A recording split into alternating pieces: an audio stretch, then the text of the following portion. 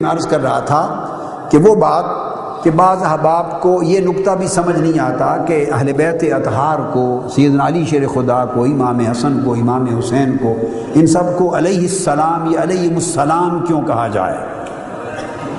ایک بات یاد رکھ لیں، اہل سنت کی جمیع کتب، حدیث کی، شرح حدیث کی، تفسیر کی، فقہ کی، تصوف کی، تفسیر کی، ائمہ تفسیر کی، سینکڑوں کتب اٹھا کے دیکھ لیں، آج کی نہیں، میں 1200 سال کی تاریخ علم کی بات کر رہا ہوں۔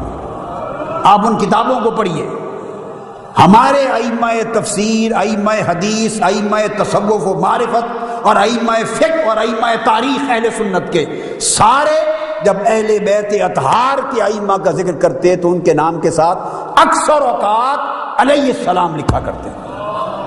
ہم سب کی کتابیں بری پڑی ہیں اس ٹائٹل کے ساتھ۔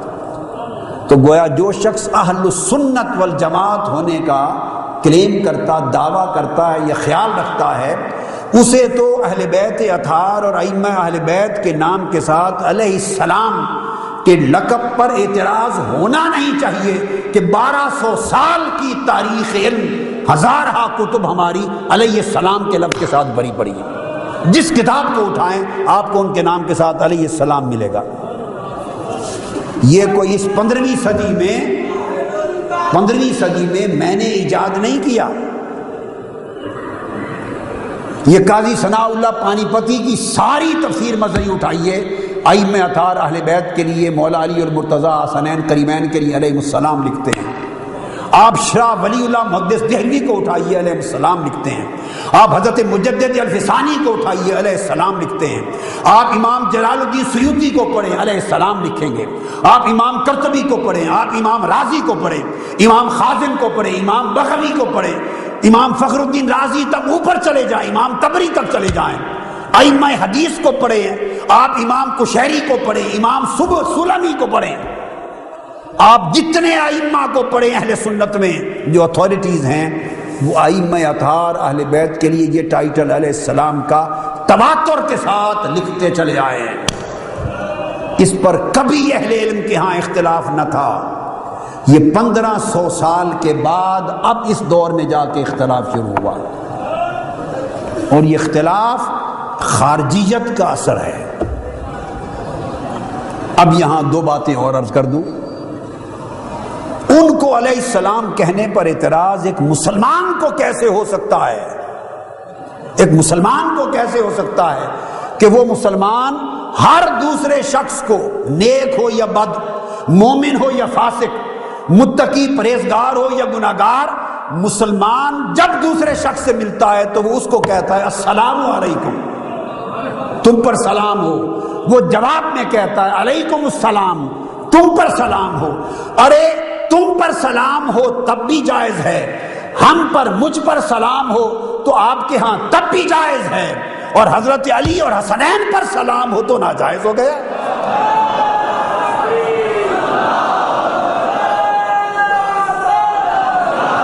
ہم ہر روز السلام علیکم وعلیکم السلام کہتے ہیں، یہ شعار اسلام ہے، اسلام کا شعار ہے۔ اور پھر شریعت کا قاعدہ کلیہ ہے کہ اگر کوئی شخص کسی غائب شخص کا آپ کو سلام کہے، غائب شخص کا کوئی سلام پہنچائے، تو سنیے آپ جواب کیا دیں گے؟ آپ کہیں گے وعلیکہ وعلیہ السلام۔ اب وہ سیدھا علیہ السلام بھی آ گیا۔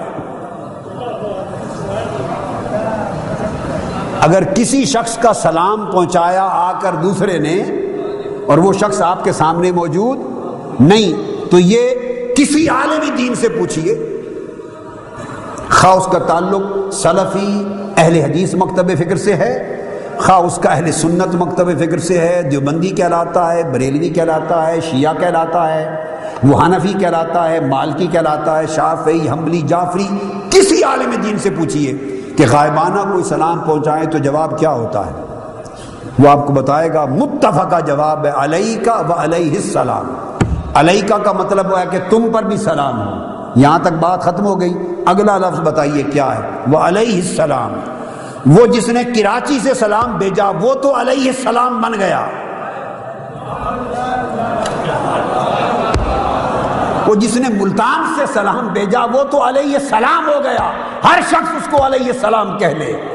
اور وہ جو مدینے والے ہیں، وہ جو خانوادہ مصطفیٰ ہے، وہ جو ذریت رسول ہے، ان کو علیہ السلام کہا تو اعتراض کہاں سے آ گیا؟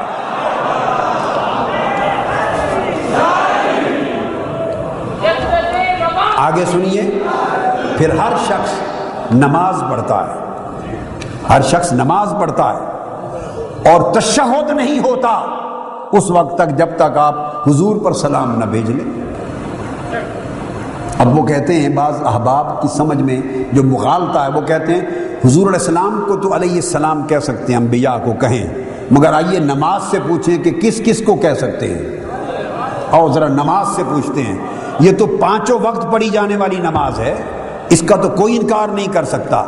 ہم کہتے ہیں تشہد میں السلام علیک ایھا النبی ورحمۃ اللہ وبرکاتہ، سلام ہو آپ پر یا نبی صلی اللہ علیہ وسلم، اور اللہ کی رحمتیں اور برکتیں ہوں۔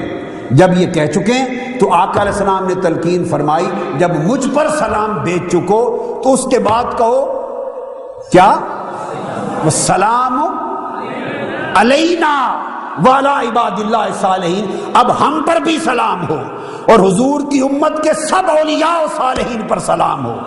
ارے ہر نمازی نماز میں اپنے آپ کو تو علیہ السلام بنا رہا ہے، ہر نمازی علیہ السلام بن گیا، نماز میں ہر نمازی علیہ السلام ہو گیا۔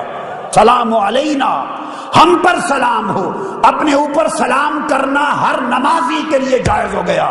اور ارے کچھ وہ بھی تھے جن پر نمازیں فخر کرتی تھیں، انہیں علیہ السلام کہا تو کس چیز کا اعتراض بنا اور کہاں سے بنا؟ میں تو اس اعتراض کی اصل آج تک سمجھ نہیں سکا کہ اس کی جڑ کیا ہے، اس کی جڑ کیا ہے۔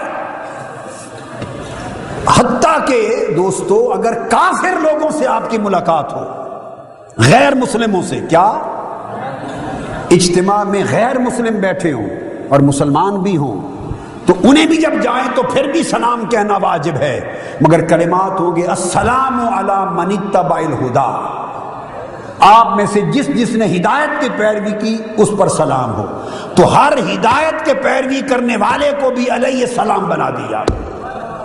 تو ہدایت کی پیروی کرنے والا تو علیہ السلام بن جائے، اور جن کے وجود سراپا ہدایت ہیں اور منبع ہدایت ہیں، جن سے ہدایت کی نہریں چلی، ہدایت کے دریا چلے، اور جن کے قدموں سے ہدایت کے سمندر بہ گئے، اور کائنات انسانی نے جن کی دہلیز سے ہدایت لی، وہ علیہ السلام نہ ہوئے؟